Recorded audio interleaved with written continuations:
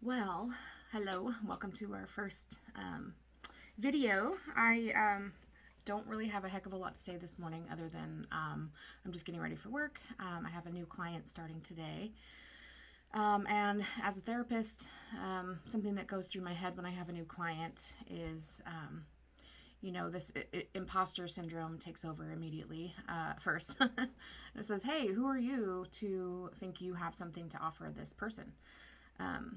How do you know you're going to be able to be helpful? What if you don't connect with this person? What if they don't like you? What if you don't have any skills that will help them? And I want to say that that's a normal feeling to have, especially as a new therapist.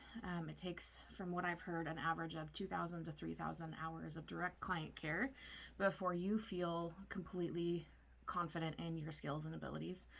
I'm slowly starting to get there myself. Lots of other therapists who've been experienced and doing this for a really long time have also said that that's about, it takes a couple years for you to start feeling like, okay, no, I have something here. And that's when you also start identifying your niche and the things that you want to specialize in, and things that maybe you're not as interested in that you could kind of let go by the wayside. So for me, I'm starting to learn that I like mostly working with couples. And the reason for that is because couples give you this incredible dynamic to work with in the room. So you got two people typically in front of you, and you're not just working one-on-one with an individual, you're working with two people and the dynamics that they bring, not just individually in themselves, but then how they work to communicate with each other. And you need to build a relationship with each of the people in the room, and then also a relationship with the couple unit. And that unit is actually your client. So you're not, it's not like one is your client and not the other, because it would be easy to maybe over-identify with, let's say, the female partner if you're a female therapist, potentially. And so it's pulling that back and holding space for both partners to feel connected with and heard and understood, and then helping paint that picture back for the clients, then the client as the couple to see, and maybe be able to make some decisions for themselves about what they want to work on first in their sessions. So I love working with couples. It's scary too, because you never really know going into your first intake, even if they've filled out all the paperwork, what you're going to come across. And there's always things behind the scenes that, clearly come behind the mask. So once they take the mask off, which takes a while, that's when you get to the nitty gritty stuff and the stuff that's real and the stuff that is the glue of what can potentially restore the relationship.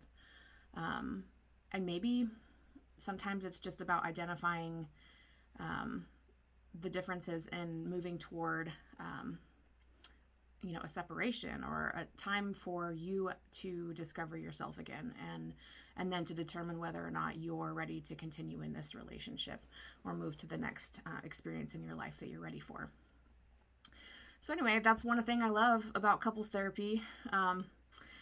My other population I'm learning that I really love working with is adolescents. And that's because they're such dreamers at that stage of life. Like, they don't really have the self-confidence yet to believe that like anything is possible for them.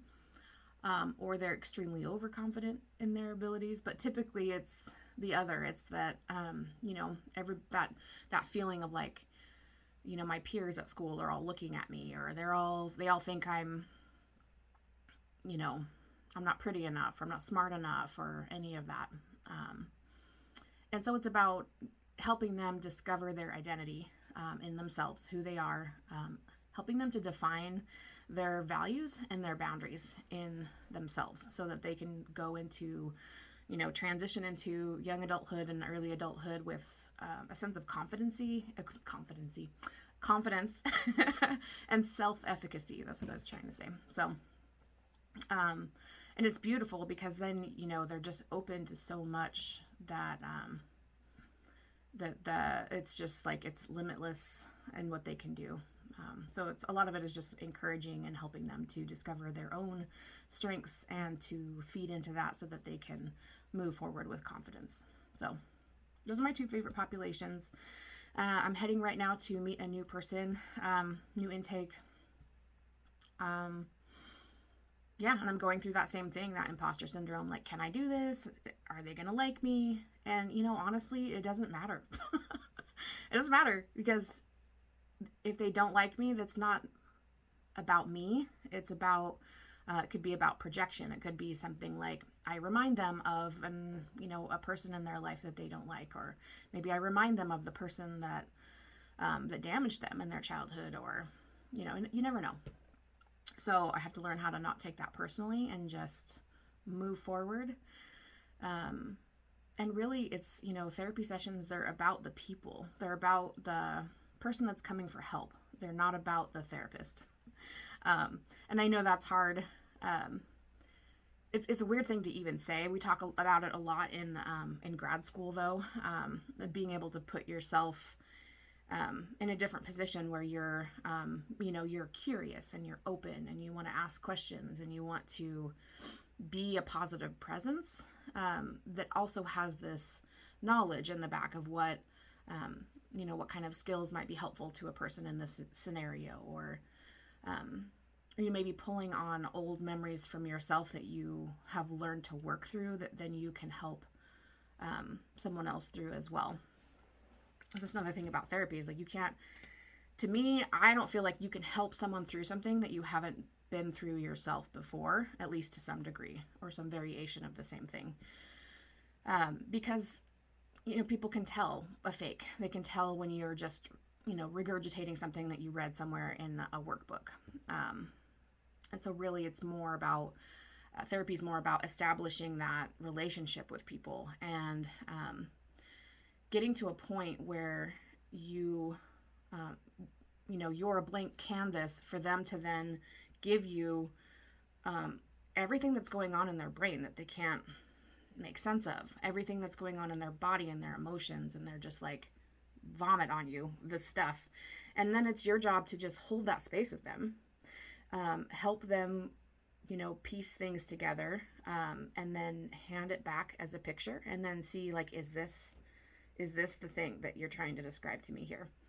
And then once you have an agreement on both parts, like, what is the thing that we're defining here or we're working on, that's when you can start making goals and setting plans and working with the person to come to some sort of resolution about that issue in particular. So anyway, that's therapy in a nutshell, and that's how my morning's going so far. I'm excited. I'm looking forward to having more of these videos. So let me know what kinds of things you'd be interested in hearing about, and we'll go from there. Okay, thanks.